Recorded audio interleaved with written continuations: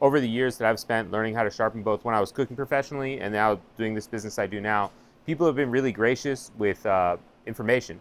You know, they've spent a lot of time like teaching me stuff, and it's just been free, right? Like as long as I was willing to put in the hard work to learn something, like people have been pretty cool about teaching me. I feel very strongly that that is the way that things should be. So that's why we do things like this. I have these little packets for you guys if you want to follow along. As long as you don't judge my shitty art skills, we should be good. I'm not a great artist, but you know, hopefully the things make sense. I also have the images here. I can airdrop them to y'all if that makes it easier. Feel free to take notes on the stuff if you want. They're yours. Keep them. Hold on to them. Whatever y'all need. And if at any point, as I'm going through this kind of stuff, you have questions, just stop me and ask. The main goal here today is to try and impart you guys with the knowledge that you need to be able to sharpen your knives effectively. And when it comes down to it, what that really means is that you need a good understanding of the fundamental concepts of sharpening, like how stuff works. And I feel like once you understand how stuff works, the rest, the actual like muscle memory of doing that stuff is a lot easier, because you know with intention what it is you're trying to do. And when things don't go right, you can figure out what went wrong and what to do about it. So it's not just about the do it this way, but it's about the how and why behind everything that we're doing. And I feel like once that makes sense, everything kind of falls into place and is a lot easier. The general way that I structure the class is this. What I like to do first is I want to go over all the concepts of sharpening. What do you need to know? How it all works? What do things mean? Then I want to show you what all of those things look like. So we'll go through a demonstration of all of those things we talked about. After that, I'm going to show you all the potential mistakes that you can make. What do they look like? How do you recognize them? What do you do about them? And then at the end, I'll usually leave some extra time for questions or one-on-one things, or if you have like knives that are super fucked up and you want me to take a look at them, happy to do that. You know, my time today is for you guys, so please take advantage of that. Today, we're going to focus on what are called double bevel knives. And so there are two main groupings of knives. There are double bevel and single bevel knives. And I think a lot of people get confused, especially with Japanese knives. They think like, oh, Japanese knives are single bevel knives. They are not. Single bevel knives look drastically differently. So this happens to be a single bevel knife. And you can see when you look at one side and you look at the other side, it's not the same. There's nothing the same about it.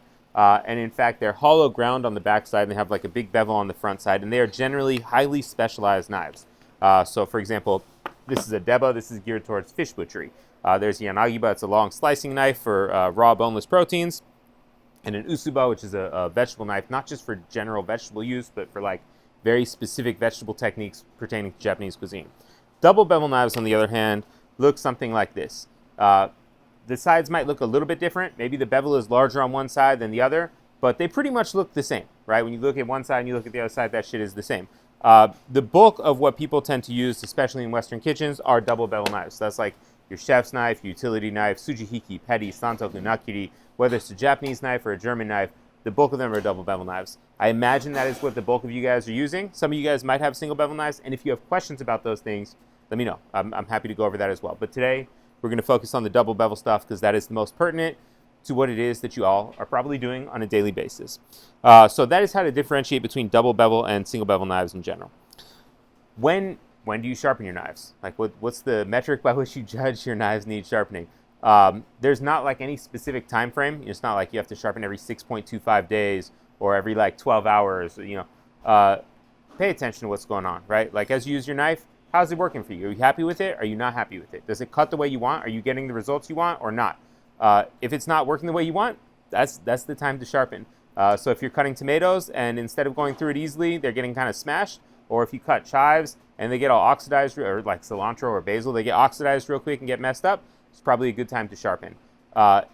My experience when I was cooking professionally is I sharpened a lot more frequently than I needed to, and it wasn't because my knives were dull, but it was because I was looking for consistency. I think especially in the context of fine dining, consistency is the name of the game, right? You want to do the same thing the same way every time, and in doing so, you want to squeeze the last little bit of like excellence that you can out of that kind of stuff. So for me, sharpening was that. I did it every day.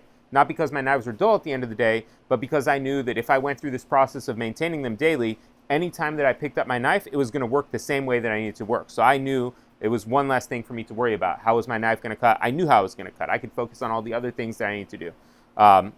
You might find that you do it differently. Maybe you don't have that kind of time. Maybe you don't have that kind of like intensity or craziness that I had. Maybe you're just a more relaxed person about it. You find the time that works for you. The way that I structured it, just so you know, was this. We all work doubles all the time, so I worked lunch and dinner every day, 6 days a week. That was my schedule. I would get there at like 9 in the morning. My knife would have been sharpened from the night before. I would go through and I would do my prep from like 9 to 10:30, and then I would touch up my knife. And by touching up, I'll show you what that looks like, but that was less than a sharpening. It was like a quick thing on the stone.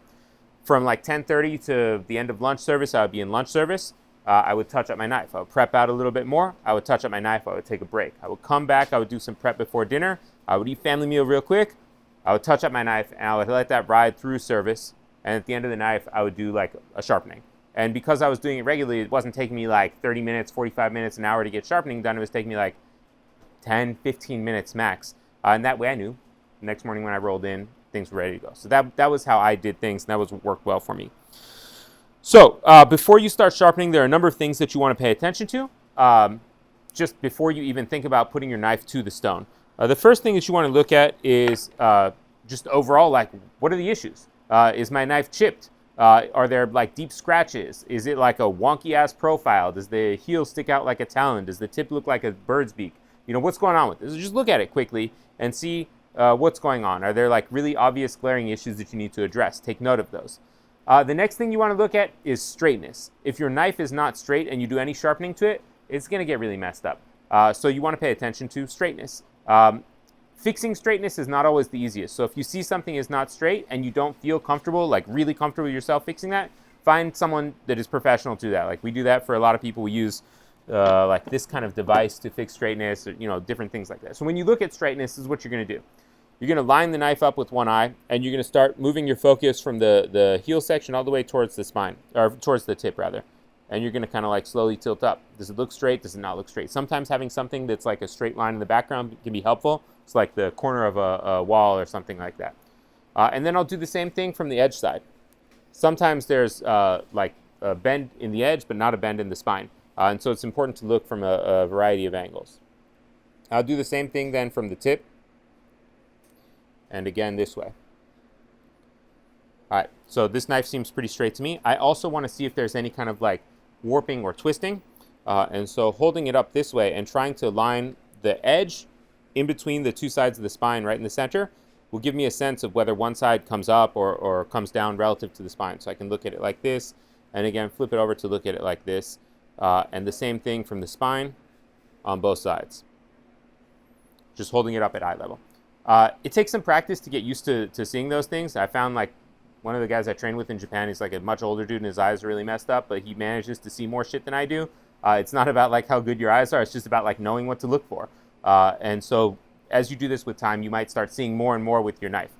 If there's a bend in it and you start sharpening, say the bend protrudes this way, that part that protrudes down is going to get sharpened more than the rest. And so that will often yield like really wonky edge profiles because you've removed more metal in one area than another unnecessarily. So we start from straightness. We've looked at like chips, scratches, broken tips. Is it installed well in the handle? Does it like come out of the handle like this, or is it rotated? All those things are fixable, and you want to ideally fix as many of those things as possible before you start sharpening. Consequently, if you ever have broken tips are like the best of the problems to have because they are the easiest things to fix. So if you're going to fuck up something, fuck that one up. Like that is the one to mess up. Whenever you have a broken tip, the fix is really simple. All we're going to do is grind down from the spine. You never want to do it from the edge. By grinding down from the spine, we leave the cross-sectional geometry, like how thick or thin the knife is, the same. The edge profile stays the same, and we just have to start far enough back so it doesn't look like a santoku or like a blunted tip. But all you have to do is grind in from the spine. So you can color in with Sharpie, kind of design what edge you want it to look like, and then whatever the coarsest stone you have or the sidewalk, just go ahead and grind at it until the shape is back. So broken tips are the best. All right, so now we know our blade is in good condition. We can start sharpening. In a complete sharpening setup, there are 5 things that you want: coarse stone, medium grit stone, finishing stone, something to hold the stones in place, and something to keep them flat. Those are like the complete sharpening setup requirements. 3 of those things are absolutely necessary. 2 of those things are kind of nice. You absolutely need some shit to hold your stone in place, like 100%. And it can be this ridiculous kind of setup that I have here, but it can also just be a damp towel on the corner of your countertop. The goal with holding your stone in place is to stop it from sliding around when you're sharpening and either position you in a place where you have knuckle clearance or provide height, right? This provides for me height, but if I work with a damp towel, I can do it right off the corner of the countertop. I have knuckle clearance. I don't have to worry about scraping my knuckles along the countertop. So you need something to hold in place. And it can be anything from free to stupidly expensive, as long as it provides that stability and either height or location where you have knuckle clearance. You also need some way to keep your stones flat. As you use your stones over time, they're going to dish. I'm sure everyone has seen like a stone that looks like a half pipe. You guys remember the finger skateboards from back in the day? Yeah, like that kind of shit. Dude, I just saw someone doing those again the other day. I hadn't seen those in years. Do you guys know what I'm talking about? Little like fingerboards? Yeah, tech decks. That was the whole thing. When your stone looks like a half pipe, it's very difficult to maintain a consistent... Did you do the tech decks? You guys, you just knew it so quick. Was that like your thing? Were you like about the tech decks? Yeah. No shit. Yeah. I was never like coordinated enough to do that stuff. You guys had that like right off the top of your heads, like tech decks. It's very difficult to maintain a consistent angle on something that looks like a half pipe. You'd have to dynamically adjust your angle as you go. It's just not possible to do. So one of the main things we need to do is we need to make sure that our stones are flat. And we do that by rubbing something on the surface of our stone to wear down the high spots and make it flat and even. I use a diamond flattening plate like this. It's literally diamonds on one side of an aluminum base. You can use a really coarse stone. You can use sandpaper laid out on a flat surface with the grit facing up. Anything that's abrasive and flat or is on a hard flat surface, you can either rub it on the stone or rub the stone on that, but that is something that you want to do. And when you do that, what you can do is take a pencil and draw a grid pattern on the stone, and as you grind on it, you'll see that the high spots have that pattern worn away more quickly, and you just continue doing that until all of it is gone. And when you're done, round over the edges. The sharp edges are much more prone to cracking or chipping, but they also really fucking hurt when you hit them while you're sharpening. So just kind of chamfer them. Chamfering means that we'll like come in at a 45-degree angle and knock those corners off. And that makes them a little bit less prone to cracking or chipping, and also hurts less when your fingers run into them. So make sure that your stone is flat. So holding it in place and keeping it flat, absolutely necessary. The only stone that is 100% required is a medium grit stone. Medium grit stones will be somewhere between 800 and 2000 grit. Those are like your daily driver. It should deal with like minor chips and nicks and take care of like small damage, and it should leave you with an edge that you can do anything that you really need to do in a kitchen with. So if you have just one stone, that's the stone to get. The second stone that I would get would be a finishing stone. Finishing stones will be higher grit stones. So like sandpaper, the higher the number, the smaller the abrasive is. So anything from 3,000 grit and up, but usually between 3,000 and 8,000 grit tends to be a good place to be for kitchen knives. That kind of stone will provide more refinement out of your edge, so you get a smoother cutting feel. Aesthetically, it looks nicer because it's nice and bright and shiny, but that doesn't really matter. The biggest benefit that it provides is that it makes the process of burr removal really easily. As we sharpen, we're going to be forming a burr on the opposite side we sharpen on. So say I'm sharpening on this side, a little bit of metal will flip over to the opposite side, and this little bit of metal is called a burr. It's very important we form it, and I'll explain why. And it's very important that we remove it at the end of our sharpening. Otherwise, we have this floppy piece of metal hanging off the edge of our knife, and your edge won't stay sharp for a long time. So finishing stones help out with the process of burr removal because they're not as aggressive. So it's easier to get rid of it without making a new one. When you cut things that are going to be plated or served raw, or when you deal with delicate ingredients, it also really matters a lot. The coarser the edge is, the more kind of like serrated your knife looks on a microscopic level. And so herbs will bruise a little bit more easily, or they oxidize a little bit more easily. Cut surfaces won't look as smooth and glossy. So finer grit edges will yield smoother, glossier cut surfaces and things that stay green or less oxidized for a longer period of time. So if you're going to cut like basil bruises easily, cilantro bruises easily, chives get fucked up easily. If you're going to cut things like that, finer edge will do a better job at keeping those things looking nice for a long time. Same thing goes for if you're going to do like a crudo setup or something, or like raw vegetables, raw fruit. The cut surfaces of higher grit finishes will look smooth and glossy. They'll oxidize less quickly, so it's much more appealing than something that looks kind of matte or starts to like lose moisture more quickly. You guys with me so far? Make sense? Cool. All right, the last stone that I would recommend is a coarse stone. And ironically, coarse stones will actually be the most useful in the long run. Coarse stones are lower grit stones, so they cut much faster. So usually that'll be around like 200, 300, 400 grit. Coarse stones are really great because they speed up the process of sharpening. They get shit done more quickly. They work really well for major repairs. So if your knife is super dull, really chipped, badly damaged, coarse stones will help you get that stuff done a lot more quickly. However, the reason I don't recommend it right away is that every mistake that you make will show up much more quickly and in a much more severe manner because everything happens more quickly. So even though a medium grit stone might take you longer to get the stuff done, at least you can see the mistakes coming. And then as you get more comfortable with stuff, use the coarser stones because they'll get stuff done much more quickly. So instead of spending, 2-3 hours on a repair, you spend like 5-10 minutes on a repair. that's a nice thing to do. So coarse stone, medium stone, finishing stone, some to hold it in place and some to keep it flat. Those are the things. You guys have stones here? Did I give you stones before? Yeah, cool. If for any reason stuff is messed up, let me know. We'll make sure that you have more stones. All right. When you're looking at stones and when you're looking at like stone setup stuff, keep in mind that any 1,000 grit stone or 3,000 to 6,000 grit stone will do functionally the same job as any other equivalent grit stone. So if you're looking at like different price ranges of things, understand that you're not paying for results, you're paying for convenience factors. So you don't have to spend a lot of money. The main point is focusing on skill and technique and developing skill and technique.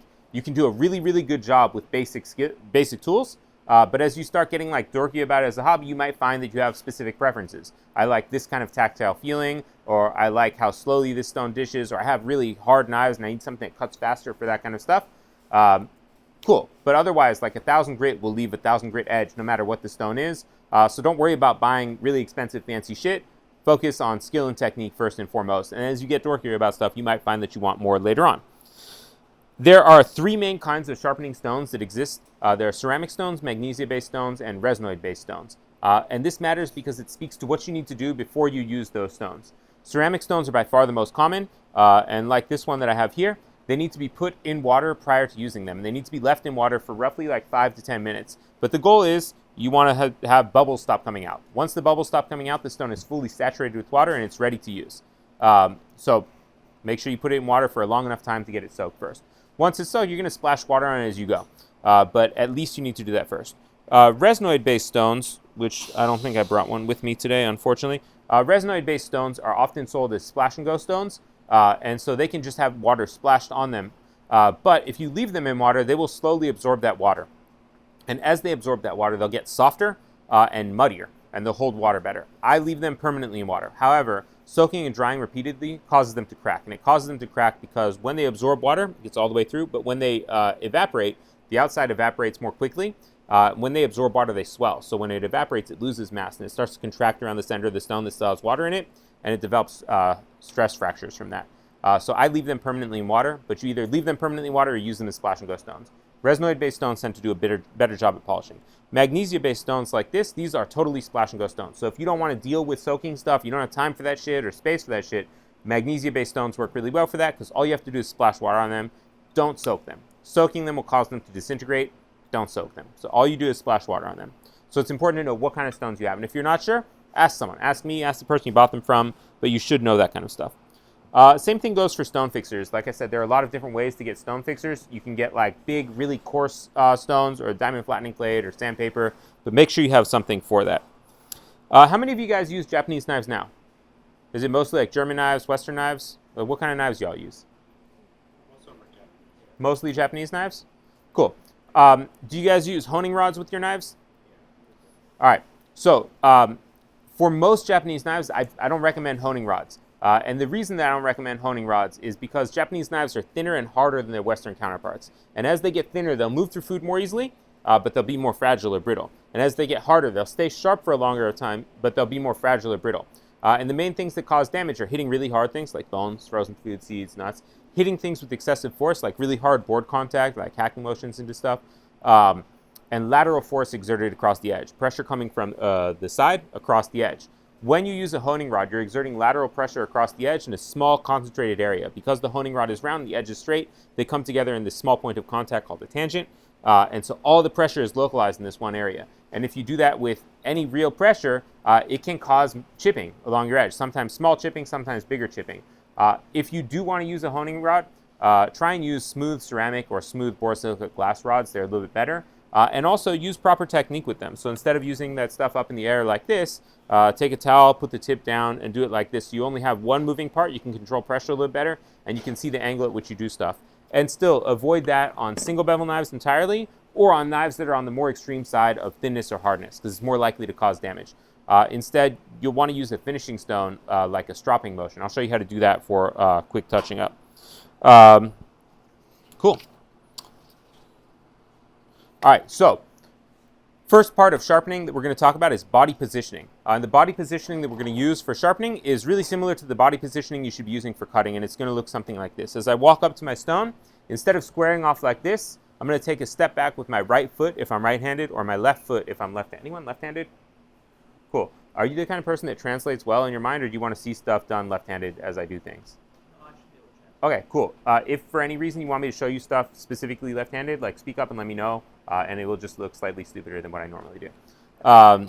So as you stand in front of your stone, take a step back with one of your feet, in this case my right foot. It's going to shift my body to the side a little bit. When you're cutting, this is also really useful too, because instead of working in the center of your board, you're going to shift the work area to the lower right-hand corner of your board. So now all of a sudden, your knuckles overhang the floor instead of your cutting board. So you never have knuckle clearance issues. You're never banging your knuckles into the cutting board as you cut.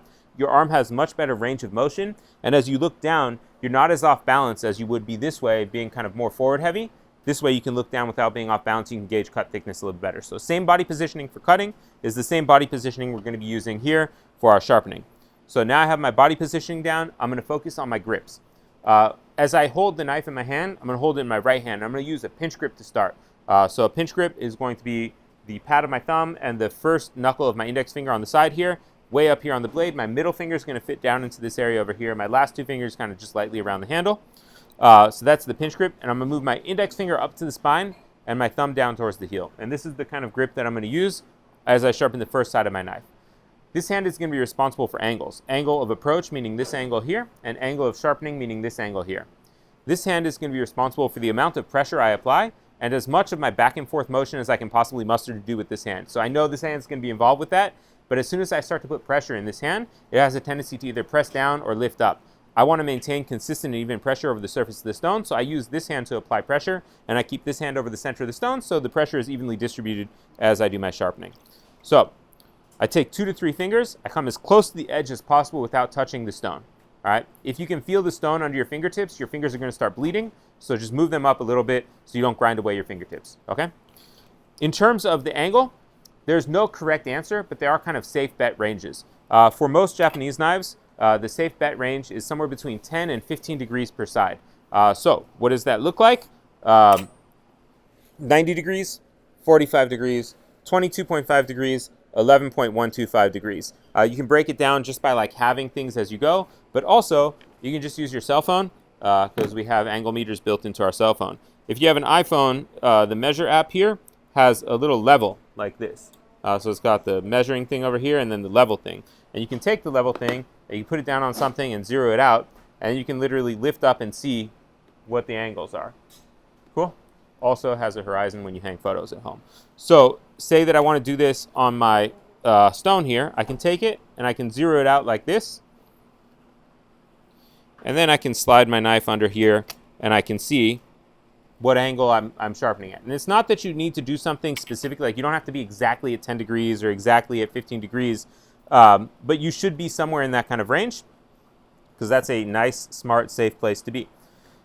In general, the more acute that you go, so closer to 10 or even lower, that means the spine is closer to the stone, the sharper the knife will feel, but the more fragile or brittle it's going to be. The higher you go, so closer to 15 or even higher than that, the less sharp the knife will feel, but the more durable it's going to be. So if you see that your knife is chipping all the time and you fuck it up like all the time doing stuff, maybe go a little bit higher next time. If it doesn't feel quite as sharp as you want it to feel, maybe go a little bit lower next time. It's not that you have to be at some specific degree, but you have to be consistent with what you do and you have to understand what that means, right? All right, so our angle of sharpening, somewhere between 10 and 15 degrees per side. We have our grip like this. Body positioning we talked about. 2 to 3 fingers as close to the edge as possible. My motion for sharpening is going to be straight forward, straight back. The reason I use this angle of approach is that I get much more surface area contact with the stone, and my motion being straight forward and straight back will have an offset in the way the knife wobbles. So if I hold it like this, not only is it uncomfortable for my wrist, but now my knife wobbles. I am married, and that is always going to be in my head. My knife wobbles in the same direction that I'm moving. Not great. So having an offset allows me to be a little bit more consistent with my angle and just more comfortable for my wrist. And in general, like if you're doing something and it feels awkward and uncomfortable, you're probably doing something wrong. So this should feel comfortable and natural. So 2 to 3 fingers, straight forward, straight back. I use the heel of the knife and the edge of the stone as reference points. So I know if I start like 1 millimeter in from the edge or 1 centimeter in from the edge, I move forward, I'm still 1 centimeter, I'm still 1 centimeter. And I can slowly move down the blade as I go. Either you can crawl your fingers like you see me doing here, or you can sharpen a little bit, stop, move over, sharpen a little bit, stop, move over. You want to make small adjustments, not going like here to here to here. You want to keep them tightly grouped because wherever you're applying pressure, that's where the bulk of sharpening is going to take place. You don't need to count the number of strokes you're doing or pay attention to really the amount of time that you're sharpening. What you do need to do is pay attention to the results that you get from it. So as I sharpen like this, I'm going to form a burr on the opposite side that I sharpen. And I'm going to be able to feel for that on the back side here. There's going to be a little bit of metal that flips over to the opposite side, and I want to feel for that. And I want that to be the same size all the way through from the heel to the tip. So I want to, A, make sure that I form a burr, and B, make sure it's the same size all the way through from the heel to the tip. Making sure it's the same size tells me I'm removing the same amount of metal at each place along the blade so that the shape of my blade will be consistent over time and I'm doing a consistent job. So more so than like counting the number of strokes that I do or trying to pay attention to like the number of passes or anything like that, pay attention to the result that you're getting and try and feel for that. When I feel for a burr, I'm going to use my index finger and my middle finger, not my thumb. Your index finger and middle finger is significantly more sensitive than your thumb will be. So for example, I'm going to form a more sizable burr on here, and I'm going to pass this knife around for you guys to feel. And when you feel it, I'm going to show you how to feel it. I want you to feel both sides. And so you'll be able to feel what it is that you're looking for and how consistent or even it is from heel to tip. Cool. So when you're feeling for a burr, you're going to hold the knife in your dominant hand. You're going to place your thumb on the side that you sharpened, and you're going to take your index finger and middle finger, and you're going to run them up along the side of the blade this way. Not over the edge this way, not laterally, not back towards the edge, up along this way. All right? You're going to feel all the way through. Then flip the knife over, place your thumb on there, and feel the other side. Okay? And tell me, can you feel a difference between what's going on? Does the thing that you feel the same size all the way through from heel to tip? You know, what's going on with it? Cool. When you're sharpening, it's also really important to make sure that you're pretty relaxed. It's not going to be about like strength and brute force. It's going to be about finesse and consistency. So if you notice like your shoulders tense up or your hands are like really tired from having like the death grip on your knife, relax a little bit. Try and be loose and relaxed and easy with stuff. If you feel like your shoulders get tense, you know, kind of let things relax. I think a lot of people make the mistake of trying to like brute force their way through sharpening, and it never works out that well. Are you able to feel both sides? Yeah. And you can feel like one side feels like it grips a little bit at your fingertip and the other side feels a little bit more smooth. Yeah. Were you able to feel the consistency of that like grippiness all the way through? Did it feel the same, or was it like bigger or smaller in some areas? It was small overall, but on the side that you felt it, were there parts that were big and parts that were small, or was it the same all the way through? No, the same in the way. All right. So that's what a burr feels like. And that's what you should be looking for. And whether it's much bigger than that or smaller than that doesn't really matter. As long as you are sure that you can feel that kind of thing and that it's even and consistent from heel to tip, that's what matters. That's what you want to be looking for. Any questions about anything in the meantime while we're going? Cool. And today I'm starting to do this on a medium grit stone, but normally you could go coarse, medium, fine. If you're consistent in your sharpening, you can just do stuff on a finishing stone. That's fine as well. For the sake of time, we're going to do just a medium grit stone and a finishing stone. Were you guys able to feel that as well? Again, don't use your thumb. Use your index finger and middle finger. Your thumb is going to be significantly less sensitive. So like even on the same side, feel it with your thumb, feel it with your index finger. You'll see that it's very different in terms of what you can feel. Were you able to feel it? So-so? So-so. Look, I want to make sure that you understand what it feels like, because when you're sharpening, like you need to be able to recognize, did I do what I need to do or did I not? So if you're not sure that you can feel it, let me know. We'll go over it so that you can. Like we can make it bigger. We can make sure that it's there. But when you feel with your thumb, you're not going to be able to feel anywhere near as much as what you can feel with your index finger and middle finger. So please, do you want to feel again and make sure that you can feel it? You want me to make it a little bit bigger so it's easier to feel? You're okay? All right, sweet. All right, so I've sharpened on the first side like this. I have a burr that's even and consistent from heel to tip. As I sharpen the tip of my knife, I'm going to always have to make the same kind of adjustment, lifting up and rotating back towards the spine. All right, and it's going to look something like this. You can do that in small little increments, or you can do it in like a long sweeping motion. But no matter what, I need to make sure that I'm lifting up and rotating back towards the spine. So just to recap really quick and go through some of the notes that we have over here. Yeah. There's no advantage as far as long strokes as opposed to. So if you do really, really short strokes, because your vector of motion is going to be changing more rapidly, you're going to be less inclined to have a consistent angle. So trying to maximize your use of the stone will not only be better for like having less momentum issues in terms of your angle stability, but also just in terms of like using the stone more effectively over time. If you work in small sections of it, it's going to look like even more whack than it otherwise would. So when we're sharpening, we're going to be starting from something that's dull like this, and we're going to sharpen on the first side until we form a burr that's even and consistent, which is what we just felt for a second ago, and that's this little flip of metal over here, right? We're going to flip the knife over, and we're going to do the same thing on the other side over here. So on our first stone, whether it's a coarse stone or medium stone, sharpen until we form a burr, sharpen until we form a burr. Then we go back, medium stone, sharpen until we form a burr, sharpen until we form a burr. Finishing stone, same process all the way through. When you jump from one stone to the next, much like sandpaper, you want to make sure that the scratches from the previous stone are gone and you replace them with the scratches from the current stone. So when you see deep scratches, you want to get rid of those with the next stone until the scratches look like they should look from that stone. And each step that we're doing, we want to make sure this burr is maybe a little bit smaller each time that we go. At the end of our sharpening process, we're going to try and remove that burr so we have a clean, stable edge. So if you have like a little floppy piece of metal on the edge, you don't do a good job at removing the burr. The second you start cutting something hard, or you hit like a cutting board, the edge is going to roll over on you. You're going to lose that kind of sharp feeling almost immediately. So you're going to see like really decreased edge retention. So getting rid of it at the end is a very important part of the process.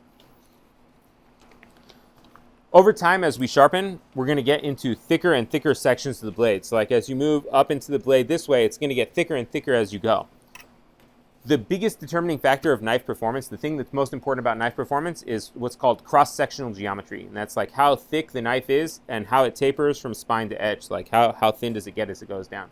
The thinner things are, the better they're going to cut because they displace less material. So they move it less, and they do that over a longer period of time. As you get into thicker sections of the blade, your knife will start to perform less well because it is thicker. So it's going to wedge in foods more. The foods are going to crack at the bottom a little bit more. It's going to require more force to cut through stuff. So periodically what we'll do is called thinning behind the edge. We sharpen at a much more acute angle than we normally sharpen at to recreate that cross-sectional geometry. So on this one, for example, you'll see like our initial edge is like this. And as we sharpen on these red lines here, the distance from the left to the right becomes bigger and bigger as we go, right?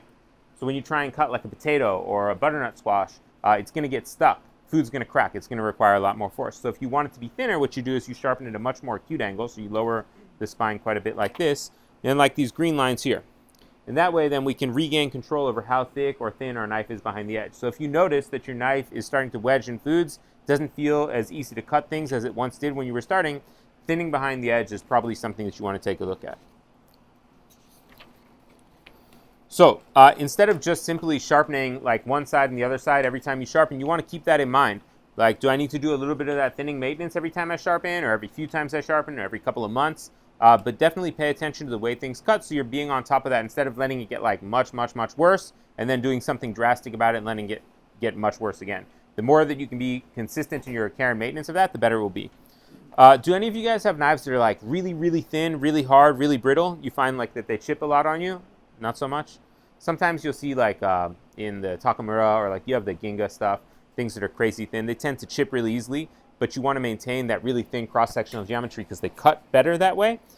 In knives like that where they're extremely thin or extremely hard and you want to keep them thin, but you don't want them to chip as much, what we'll use sometimes is called a micro bevel. And so you can see at the very edge of the knife, it's like a little mini bevel. So on our finishing stone, we would lift up at a slightly higher angle and just get rid of that last little bit of the weakest part of the edge, replacing it with something a little bit thicker, but overall keeping the knife thin. I would only recommend doing that on knives that are extremely thin or extremely hard. If your knife is not one of those things, you're kind of sacrificing performance for no real gain. All right. And the next thing here, and the reason that I wanted to get to this, is we were talking about the tip adjustment, lifting up and rotating back towards the spine.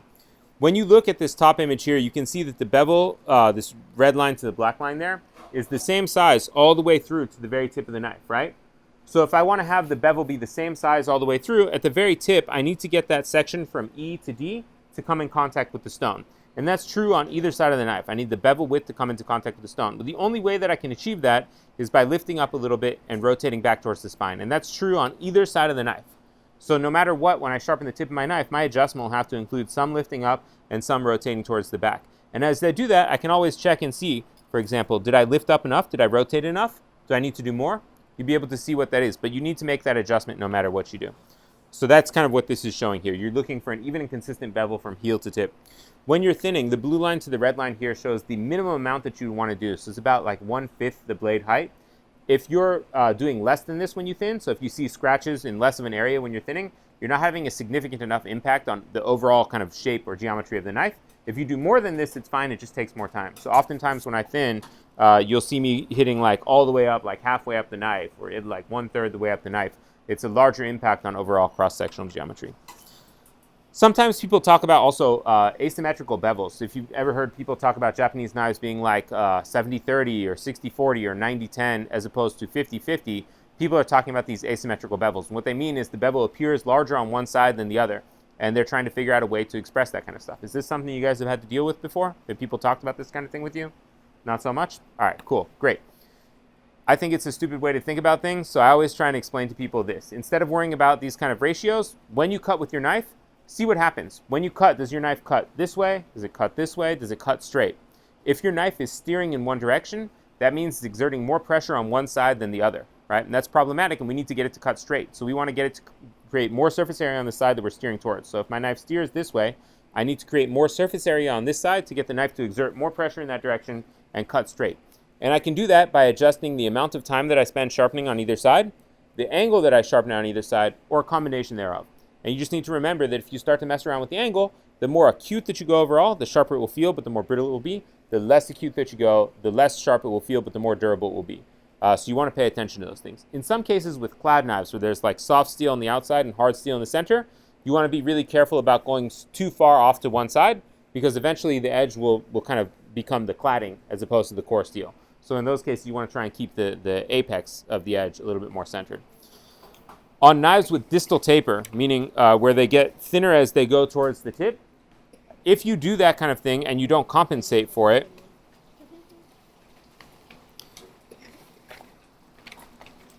so imagine like we have a thicker knife and a thinner knife overlaid. If I sharpen at the same angle here, on the thin knife, the bevel will appear really small, and on the thick knife, the bevel will appear really large, right? Even though it's the same angle, it will look different. I didn't have this for you guys. I just drew this on a piece of paper really, really poorly. But hopefully this makes sense. We have an even and consistent bevel from heel to tip. We're shooting for the same size all the way through. So that means that at the very tip of your knife, in order to have that be the case, the tip is going to be slightly more acute, slightly lower angle, and the heel is, and the heel is going to be slightly less acute. And in doing so, that helps the tip of the knife be a little bit more geared towards like finesse-oriented cutting, and the heel a little bit more geared towards like tough and durable work. And so shoot for bevel consistency. You don't want to see the bevel get like smaller as you go towards the tip or larger as you go towards the heel. You want it to be roughly the same size all the way through as you go. Cool. Hopefully that all makes sense. When you are sharpening, one of the best things that you can do is grab Sharpie and color in your knife as you're sharpening. You can see over here. When you do this, what you want to do is you want to color in not just the very edge of the knife, but like a good section of it. So a little bit of the area behind the edge. I use the Magnum Sharpies like this because I can do it in one swipe. You can use regular Sharpies for it too. What's cool about this is that you'll be able to get high contrast, instant visual feedback as you're doing your sharpening. There are 7 mistakes that you can make in sharpening, and 6 of them you'll be able to see instantly with this kind of thing. And the 7th mistake would be inconsistent or uneven burr formation, and so you can feel for that like we were talking about earlier, feeling for the burr. If it's big in one area and small in another area, that means it's not consistent. You have to go through and do more of it until it's the same size all the way through from heel to tip. With the problems that you can see, they show up in different patterns with the Sharpie. So for example, the problems are angle too high, angle too low, under rotation at the tip, over rotation at the tip, not lifting up enough and lifting up too much. And they all have really distinct patterns. So for example, in the second image here, when your angle is too high, that means the spine of your knife is too high relative to the stone. When you make this mistake, what you'll see is that the Sharpie gets removed just at the very edge of the knife, but not along your entire bevel. So it just looks like a tiny little faint bit of Sharpie removed at the edge. That means that you need to lower the spine of your knife in order to fix that kind of problem. The long-term effect of something like this is that you change the angle of your edge and it will feel less sharp. You're sharpening at a less acute angle, so it'll be more tough and durable, but it will feel less sharp. All right? When your angle is too low, meaning like the spine is too close to the stone, you'll see that the edge of the knife stays black and the area behind it becomes shiny. That's a mistake that you make when your angle is too low. When you do that, your knife is not going to get sharp because you haven't touched the edge of your knife at all, but your knife will get thinner behind the edge. So when you're trying to do thinning, this is the result you should be looking for. But when you're trying to do regular sharpening, this is not what it should look like. So when you see this one, know that you have to raise it up just a little bit more. Makes sense? Like this is like the cheat sheet to sharpening. Like you can see exactly what's going on, and then as soon as you recognize it, you just do like the opposite of what you know that mistake to be. So in the fourth image here, this is not rotating enough at the tip. So as I mentioned before, tip adjustments are lifting up and rotating back towards the spine. If you lift up, but you don't rotate back towards the spine, the bevel will get smaller as you go towards the tip. And you can see that in the Sharpie here in the fourth image, right? The long-term effect of that is that you develop a bird's beak tip at the very tip of your knife. So the tip of the knife doesn't get as much action, and the area behind it gets a lot more, and so you start to see this kind of shape at the tip of your knife. It's no good, so when you see that, you want to make sure that you rotate just a little bit more, right? Rotating too much, meaning going too far towards the spine this way, will yield what we see in the fifth image here. The bevel will get larger as you go towards the tip. And when it gets larger as you go towards the tip, over time it's going to increase the amount of belly that you have at the very tip of your knife. So all of a sudden, your tip is going to start to get higher and higher and higher. You have to lift up higher and higher to get to the tip. When you see this mistake, rotate a little bit less, all right? Not lifting up enough means that I'm rotating, but I'm not lifting up here. And when I do that, you'll see that the tip of the knife stays black and the area behind it gets really scratched up. And that's because all I'm doing is lowering the angle as I come towards the tip. This will also develop a bird's beak tip. So like this kind of shape, it just does it a little bit further back from the tip. So when you see that kind of stuff, make sure that you're lifting up a little bit more. When you lift up too much, that's the second to last image here, it's very difficult to see because all of the Sharpie will get removed, but that just means you're coming up too high like this. The long-term effect of that is that you get a rounded over tip.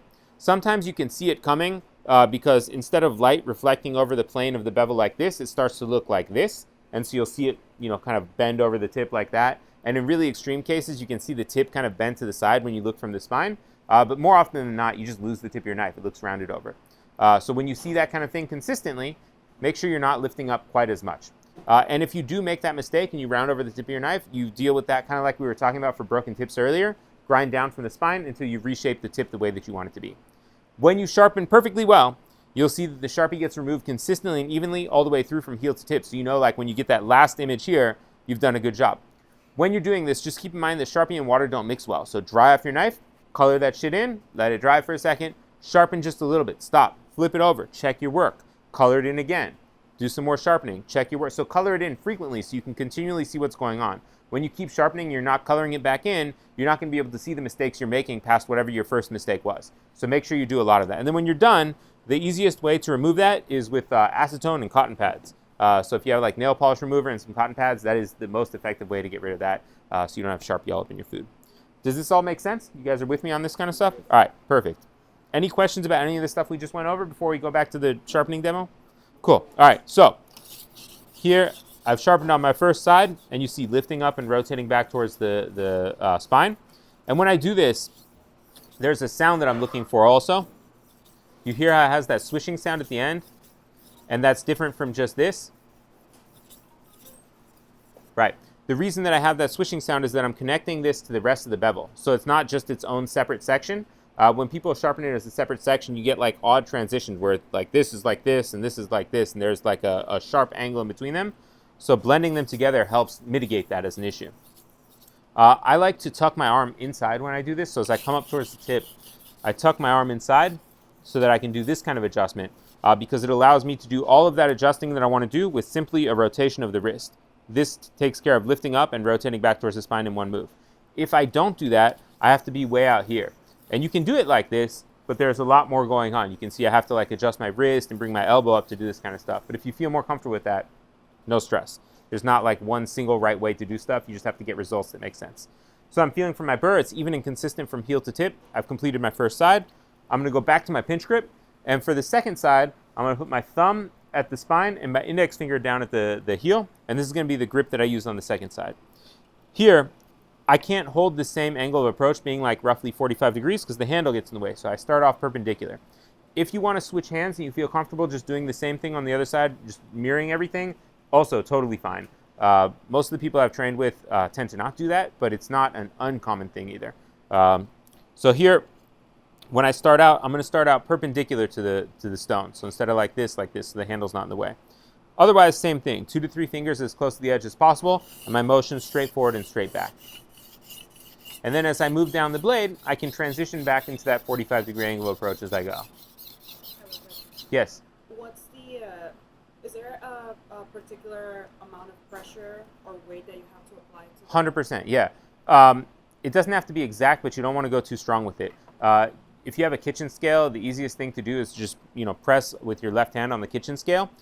For the heaviest kind of sharpening you'll be doing, so like when you have to deal with major chips, big stuff like that, maybe somewhere around like 1,500 to 2,000 grams. For the bulk of sharpening that you're doing, somewhere between maybe like 500 and 1,000 grams. It's not a lot of pressure. Like when you press down, you'll feel like, oh shit, this is kind of light. And for like the last little bit of stuff or touching up, you can be even like close to 100 grams, like just, you know, barely keeping stuff in touch. So when you have a kitchen scale around, just go and press on that and see what that feels like. Could you go over the weights again? Yeah, on the high side, 1,500 to 2,000 grams. Medium side, somewhere between like 500 and 1,000, plus or minus a little bit. Like you don't have to be so exact, but like if you're trying to do medium pressure and it's like 3,000 grams, you're fucking up, right? And then on the light side of stuff, somewhere like 100, 200 grams, somewhere in that range. 100 to 200, yeah. So like if I'm doing a quick touch-up, just like stropping on my stone, that's the kind of pressure I might be using. But for the stuff I'm doing now, I'm somewhere in that like 500 to 1,000 range. Okay, the 500 Yeah. to 1,000. What was that one? Like medium kind of pressure. So that's the main amount of pressure I'll use through most of the stones that I'm doing. Okay. The heavy pressure I'll use if I have to do like more major repairs, thinning, stuff where I'm trying to remove a lot more metal. And the lighter pressure is what I'll use at the very end of my sharpening process when I'm trying to do burr removal or quick touch-ups on finishing stones.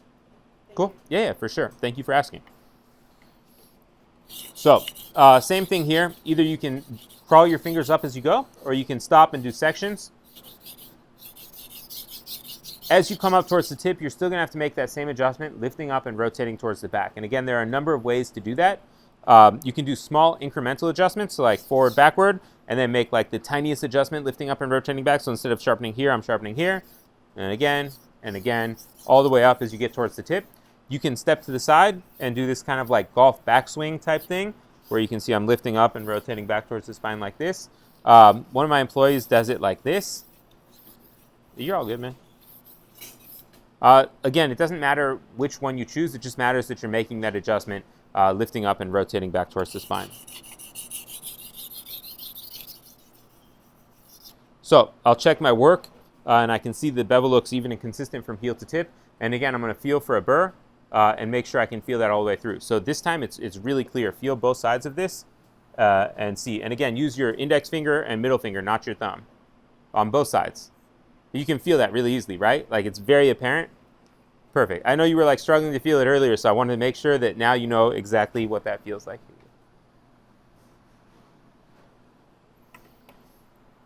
All right, so now I've completed whatever my work is on the first stone, and I'll move to my next stone. So if I was on a coarse stone, I would move to my medium grit stone.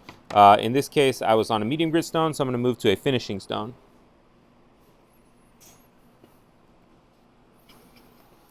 And as I go through, I'm going to do the exact same thing again. But if you look here, you can see what this bevel looks like. You can see the kind of scratch pattern that's on there right now.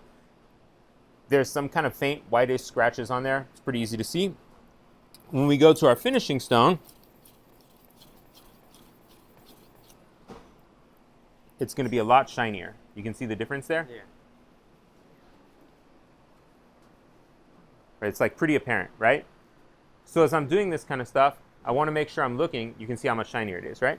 I want to make sure I'm looking at that kind of stuff, and I'm looking at the results that I'm trying to get so that I can make sure I'm doing an even and consistent job and getting rid of the previous scratches as I go. The stones will sound different too. Like you can hear this one's quite quiet compared to the first one. Coarser stones tend to sound a little bit louder. Finishing stones tend to sound a little bit less loud. So I'm going to look and see, did I get rid of all the scratches I wanted to get rid of? Does it look even and consistent? I'm going to feel for that burr. Can I feel it evenly and consistently from heel to tip? And I'm going to go to the next side again.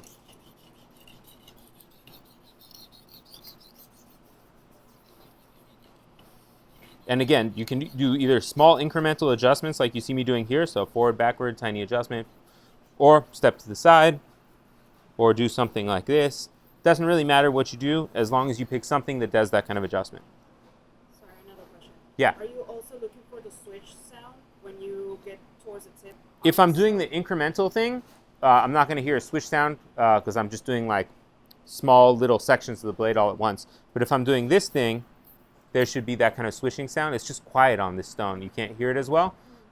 Same thing on this side, right? It's different from just doing this to doing this where it connects the tip to the rest of the blade. at the same angle. So yes, in general you will. So I'm going to feel again for a burr, make sure it's even and consistent from heel to tip. And if I had another stone I wanted to go to, I would do that. Now we're at this place where we've completed the bulk of our sharpening, but we have this floppy piece of metal hanging off the edge. So kind of like at the end of this, right? And we want to go through some steps to get rid of that. So what we want to do is first we want to weaken the burr's connection to the edge. So we want to make sure that floppy piece of metal isn't as strongly attached to the edge as it once was, and we want to make it as small as possible. There are a number of ways to go about this, but what I like to do is what's called a stropping motion. Have you ever seen barbers with the straight razors do this shit on the leather? That motion is called stropping, and the item they use is called a strop. It looks something like that. We can do that same motion on our finishing stone. So at the same angle that I sharpened at, I'm going to run through front side, back side, front side, back side. And I'm going to do the entire length of the same angle that I sharpened at. I want to make sure that I start at the very top here, having lifted up and rotated for the tip, and either come around like this or come straight through like this. Doesn't really matter. And on the back side, I can come like this. I can do the reverse of this. I can come back this way. But you can see that I'm doing that adjustment, lifting up and rotating for the tip. So I'm going to do one time on one side, one time on the other side, one time on one side, one time on the other side. And what's going to occur with that is that the burr is going to get bent back and forth and back and forth and back and forth. And the bending of it back and forth works to cause like work hardening or steel fatigue, kind of what happens to a paper clip when you bend it back and forth a bunch. Eventually it just doesn't want to hold on anymore. So that means that when we remove the burr, we're not going to cause as much damage to the edge as if we ripped off a piece of metal that was really strongly attached to it. Make sense? So we're going to do this at the same angle that we sharpened at until we can't feel a burr anymore. Not feeling the burr anymore doesn't mean the burr is gone. It just means that we've made it really small and we made its connection to the edge relatively weak. So when you do this kind of thing, normally I'll tell people to pick some just arbitrary number between like 5 and 10 and do that number of sets, like 5 sets, 10 sets, and then check your work and feel. If you can still feel it, do it again. Do it until you can't feel really anything anymore. Once you can't feel anything anymore, then we're going to go to the process of actually removing it. So this is the part, by the way, where I'm using that lighter pressure. I'm not really like bearing down on it. It's just really light and easy kind of pressure. This motion also works really well for touch-ups. So like I was saying earlier, throughout my day, I would like touch up my knife periodically. I would grab my finishing stone, like I kept the finishing stone in the third pan near my station. I would grab my finishing stone out and I would do this kind of stropping motion on it, and then I would go back to work. So this was the way that I could quickly touch up. So instead of using a honing rod, this is the way that I would maintain my knives throughout the day. So you can do that on a finishing stone. All right, so now I can't really feel so much on the edge anymore. I've done a good job at weakening the burr's connection to the edge and making it as small as possible. This is the point at which I want to actually remove it. Lately, I've been using the back of these blue non-scratch sponges for the burr removal. It's really easy and very effective. But prior to that, I used to use wine cork or like hard felt. And what I would do is I would take this and I would slice through it a few times. And as I was slicing through it, you'll start to feel like it starts to go smoother and smoother and smoother, and eventually there's no improvement. And as you go through that, that does a pretty good job at getting rid of the burr. What I do now is I just take the blue non-scratch sponges, specifically the non-scratch ones because there's no abrasive in them, it's just like woven extruded plastic, and I just go like this. And it is much faster and more consistent and easier, and I can be sure that I've done a good job every time I do this kind of thing. So that generally will take care of the burr removal process. When I do the burr removal, I'll often go back at the end and do 1 or 2 more swipes like that in the stropping motion just to clean up if I've done any kind of damage to the edge. And that's it. Now I'm done. Now I have an edge that should be pretty sharp. You can test it. The best way to test it is just go cut food. See what happens with that. But in Japan, you'll see there are a number of tests that a lot of the guys do. They'll use their thumbnail, for instance, and they'll take the knife and they'll put it against their thumbnail and they'll pull. And what they're looking for is for the knife to kind of dig in, stick in, so it doesn't slide around. That tells me not only that the knife is sharp, but the knife has an appropriate amount of bite for kitchen use. So when you cut thick-skinned things like eggplants and bell peppers, you want an edge that digs into that skin, doesn't like skid over it. This kind of test will help you figure that kind of stuff out well. Do you guys want to try the thumbnail test for yourselves, or is that like a scary thing? You want to give it a shot? So you're going to take it and just put it against your thumbnail, and then try and move forward and back. Watch out for your finger there. Yeah. And you see it doesn't move like forward or backward this way. Right? It digs in. And so you can test the entire length of the blade that way as you go. So you can cut paper. Paper doesn't really tell you much, but it will tell you like if there's a little, I don't know if anyone else wants to try. It will tell you if there's like little nicks or chips in the edge. You can feel those kind of snag on the paper. It's a useful test. But really, the most important thing you can do is just like do the daily tasks you do with the knife and then reassess. How did it feel? Did I like the level of refinement that I went to? Do I want a toothier edge? Do I want a more refined edge? Was it as acute as I wanted to be? Was it not as acute as I wanted?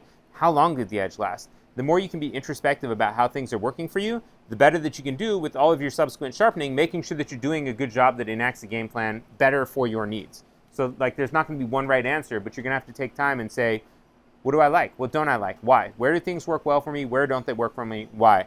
And kind of adjust from that. Make sense? Did you have a question about something? No. All right. So let me make sure I got through all the things I wanted to get through. A lot of the guys in Japan, they'll also test on their hair. I have no hair, so I don't do that shit. But they'll take it and they'll like kind of put it on the back of their hair, and they'll see like it will dig in. So kind of like on the thumbnail, like it catches on something, and so you can feel things are sharp as a function of doing that. Yeah, I used to do more of that, and then my wife started making fun of me because it would be this arm that was like totally clean, and this arm is like hairy as fuck. And because I'm so hairy, like it's really noticeable. You know, like it was a stark contrast. All right, cool. So, do any of you guys have carbon steel knives? Knives that can rust or that are reactive with acidic foods? Anything like that? Cool. All right. Cool. On the handles, if you have wooden handles like this or like this, over time they'll start to dry out. And when they start to look or feel dry or start to crack or split in any way, you want to recondition them. And the best way to do that is with mineral oil, like you would take care of a wood cutting board. I actually use a mixture of beeswax and mineral oil because it hardens up a little bit and it's a little bit easier to like stay in there strong. So when you see things look or feel a little bit dry, get some mineral oil from the drugstore, swipe a little bit on there, let it sit for a second and wipe it off. You should be good. That's it. Those are the main things that I really wanted to go over. Like I'm happy to go over carbon steel stuff or any specific issues that you guys have. But in general, that should cover the bulk of what you need to know for double bevel sharpening. So for example, if you want me to demonstrate the mistakes that you can make, what they look like, or coloring stuff with Sharpie, I'm happy to do that stuff for you guys. Or if there are things you want me to review again, or if you have knives that are fucked up and you want me to take a look at them, let me know. Again, I'm here to help you guys out with stuff.